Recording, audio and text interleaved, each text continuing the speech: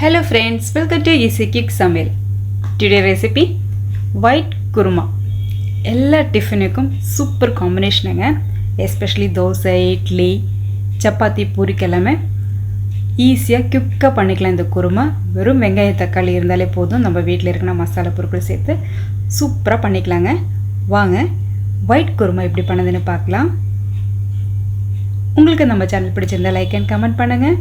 Subscribe பண்ணி பாருங்கள். Friends and ஃபேமிலிக்கு ஷேர் பண்ணுங்கள். வீடியோ ஸ்கிப் பண்ணாமல் பாருங்கள். இப்போ தேவையான பொருட்கள் பார்த்துக்கலாம். வெங்காயம் 2 கட் பண்ணி எடுத்துருக்கேன். ஒரே ஒரு தக்காளி தான் எடுத்திருக்கேன். கொஞ்சம் புதினா, கொஞ்சம் கொத்தமல்லி, கொஞ்சம் கருவேப்பிலை, 2 பச்சை மிளகாய், அப்புறம் இஞ்சி பூண்டு பேஸ்ட்டு, ஹோல் மசாலாஸ், அப்புறம் கொஞ்சம் தேங்காய் தேவைப்படுதுங்க. இந்த தேங்காய் பேஸ்ட்டு அரைக்கிறதுக்கு நம்ம இதில் கொஞ்சம் தேங்காய் எடுத்துக்கலாம். அதே மாதிரி உடச்சி கடலை ஒரு கொஞ்சம் எடுத்திருக்கேன். ஒரு பெரிய டேபிள் ஸ்பூன் அளவுக்கு எடுத்திருக்கேன். கசகசா கொஞ்சம் சின்ன டீஸ்பூன் அளவுக்கு எடுத்திருக்கேன். சோம்பு எடுத்துக்கலாம் ஒரு டீஸ்பூன் அளவுக்கு. இப்போ இது நல்ல பேஸ்ட் மாதிரி தண்ணி ஊற்றி அரைக்கலாங்க. இது கூட நம்ம பச்சை மிளகாவும் சேர்த்து அரைச்சிக்கலாம்.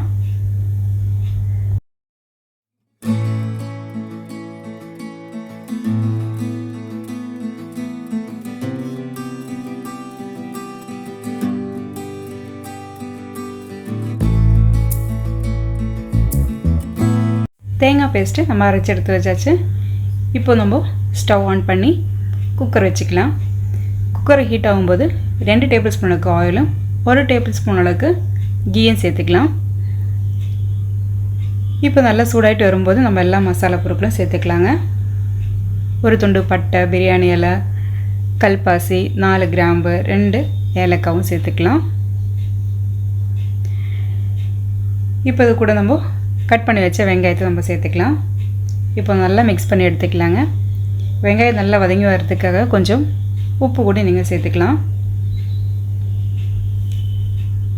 இப்போ வெங்காயம் ஓரளவுக்கு நல்லா வதங்கி வந்திருக்கு. இதில் கொஞ்சம் கருவேப்பிலை சேர்த்துக்கலாம். அதே மாதிரி இஞ்சி பூண்டு பேஸ்ட்டு 1 டீஸ்பூன் கிட்ட நம்ம சேர்த்துக்கலாம். சேர்த்து வந்து நல்லா மிக்ஸ் பண்ணி எடுத்துக்கலாங்க.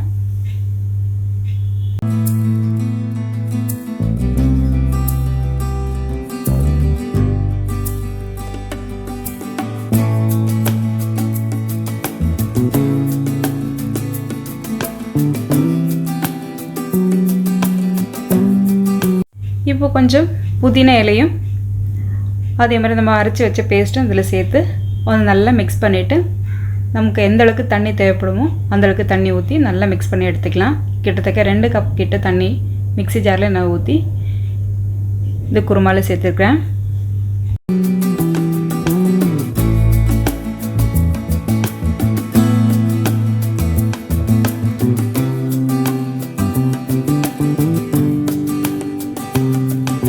இந்த டைமில் நீங்கள் உப்பு இருக்கான்னு செக் பண்ணிக்கோங்க.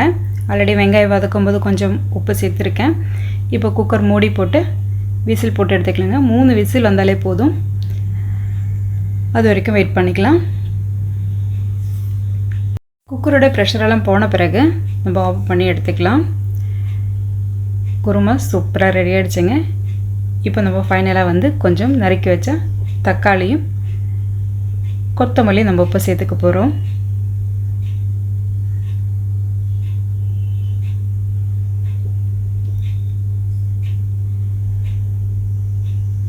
அவ்வளோதாங்க, சூப்பரான ஒயிட் குருமா ரெடி ஆகிடுச்சு. ரொம்ப சிம்பிளான ரெசிபி. கொஞ்சம் இன்க்ரீடியன்ட் இருந்தாலே போதும். டேஸ்டியான ஒரு ஒயிட் குருமா ரெடி ஆகிடுச்சு.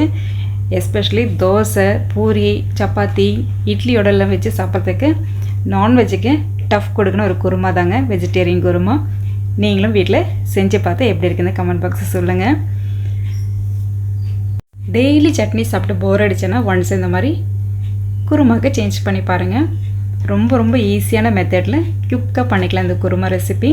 இன்றைக்கி தோசையோடு வச்சு சாப்பிடும்போது அட்டகாசமாக இருந்ததுங்க. என்ஜாய் பண்ணி சாப்பிடுங்க, ஆரோக்கியமாக வாழுங்க. தேங்க்ஸ் ஃபார் வாட்சிங்.